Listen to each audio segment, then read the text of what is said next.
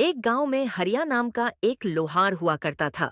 हरिया बहुत अच्छे औजार बनाया करता था, इसलिए अक्सर गांव के सभी लोग हरिया से ही औजार बनवाया करते और उसी से अपने औजारों की मुरम्मत वगैरह करवाया करते। हरिया अपने काम से बड़ा खुश था। उसे अपने काम से अच्छी खासी आमदनी हो जाया करती। हरिया के परिवार में हरिया की पत्नी मनोरमा और हरिया का एक बेटा था। एक बार फिर से हरिया की पत्नी मनोरमा पेट से थी।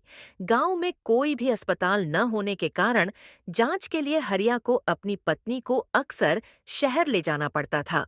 डॉक्टरी जांच में सब कुछ बिल्कुल ठीक ठाक चल रहा था।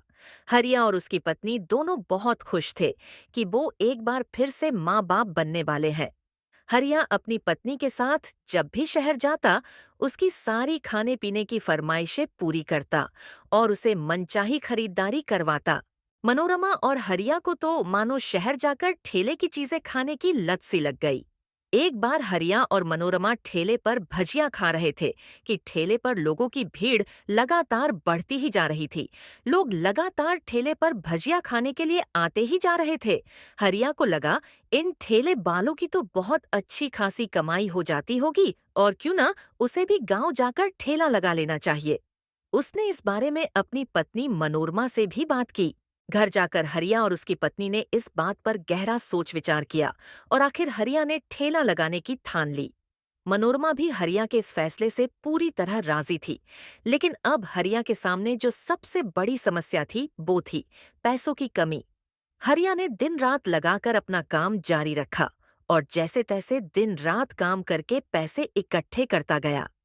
यहाँ तक कि मनोरमा ने अपने सोने का कंगन भी हरिया को सौंप दिया। अब हरिया के मन में यही सोच विचार लगा रहता कि ना जाने कब वो ठेले का काम शुरू कर पाएगा और कब उसे रोज रोज हथौड़ा पीटने और आग के सामने तेज गर्मी में झुलसने से छुटकारा मिलेगा। अब हरिया का मन अपने काम में बिल्कुल भी नहीं लग पा रहा था। धीरे धीरे हरिया के पास इतने पैसे हो गए कि अब वो ठेले का काम शुरू कर सके। हरिया ने बाजार जाकर अपने ठेले के लिए नए बर्तनों की खरीदारी की।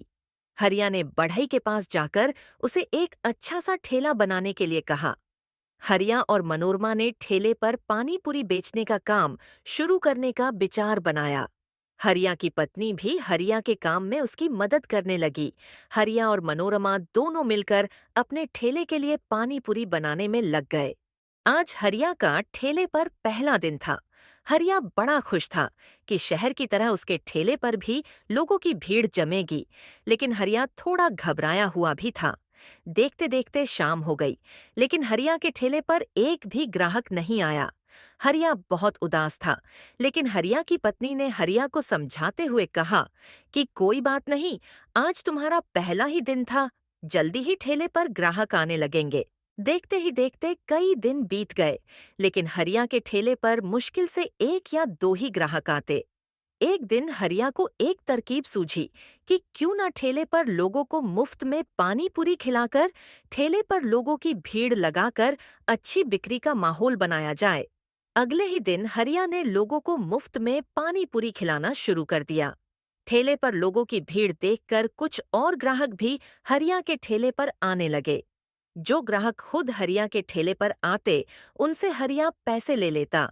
इस तरह हरिया घाटे में नहीं रहता, लेकिन ज्यादा मुनाफा भी नहीं निकाल पाता, इसलिए उसने घर चलाने के लिए लोगों से उधार लेना शुरू कर दिया।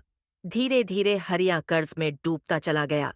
एक दिन हरिया ने सोचा कि अब उसे मुफ्त की पानी पूरी खिलानी बंद कर देनी चाहिए, क्योंकि अब उसकी थोड़ी पहचान बन चुकी है और अब उसके ठेले पर अच्छे ग्राहक आने लगेंगे। बस यही सोचकर उसने अपने ठेले पर मुफ्त में लोगों को पानी पूरी खिलानी बंद कर दी। लेकिन फिर से हरिया के ठेले पर ग्राहक आना बंद हो गए। हरिया पूरा दिन पानी पूरी बाला चिल्लाता रहता, लेकिन एक भी ग्राहक हरिया के ठेले पर नहीं आता। हरिया अब परेशान हो चुका था। अब हरिया को समझ में आ चुका था कि भगवान ने इंसान को जो हुनर दिया हो, उसे वही काम करना चाहिए और समाज की देखा देखी में कोई भी फैसले नहीं लेने चाहिए। हरिया की पत्नी को भी इस बात का पछतावा था कि वह भी हरिया के लालचीपने में उसका साथ दे रही थी। कर्ज में डूबे हुए हरिया ने एक बार फिर से औजार बनाने का काम शुरू कर दिया। और लोगों की उधारी वापस करने के लिए पैसे जमा करने शुरू कर दिए।